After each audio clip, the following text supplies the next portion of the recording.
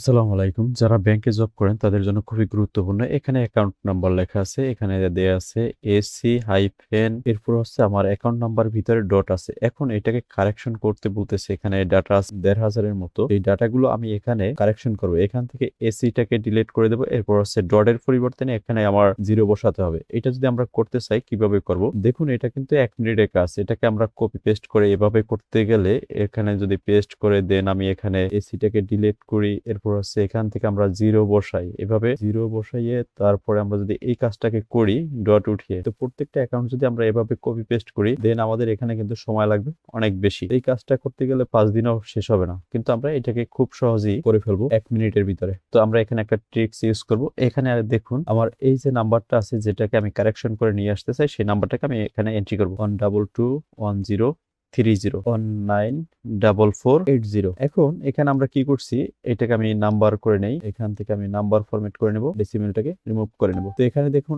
12210 ডটের পরিবর্তে আমরা 0 বসাই দিছি। এরপরে 30 এরপরে যে নাম্বারটা আছে এটাকে বসাই দিছি। আমরা এখান থেকে এসিটাকেও লিখি নেই। এরপর হচ্ছে ডট গুলো উঠিয়ে দিছি। এটার পরিবর্তে আমরা 0 বসাই দিছি। এখানে এসে আমরা জাস্ট এখানে কন্ট্রোল ই বাটনে ক্লিক করে দেবো। দেন দেখুন আমার খুব সহজেই এই নাম্বারটা এক্সট্রাক্ট হয়ে আসছে এবং হচ্ছে আমরা যে মডিফাই করছি সেটা হয়ে গেছে 1 মিনিটে। তো এই কাজ না জানলে দেখা যাচ্ছে যে আপনি একদিন বা ঘন্টার পর ঘন্টা বসে করতেছেন। যদি কেউ মাইক্রোসফট এক্সেল প্রফেশনাল কোর্স করতে চান সেক্ষেত্রে আমাদের সাথে যোগাযোগ করতে পারেন। আমাদের প্রতি মাসে একটা করে ব্যাচ রানিং হয়। সেক্ষেত্রে আমাদের এই ব্যাচে এনরোল করলে আপনি মাইক্রোসফট এক্সেলের বেসিক থেকে অ্যাডভান্স লেভেল পর্যন্ত শিখতে পারবেন।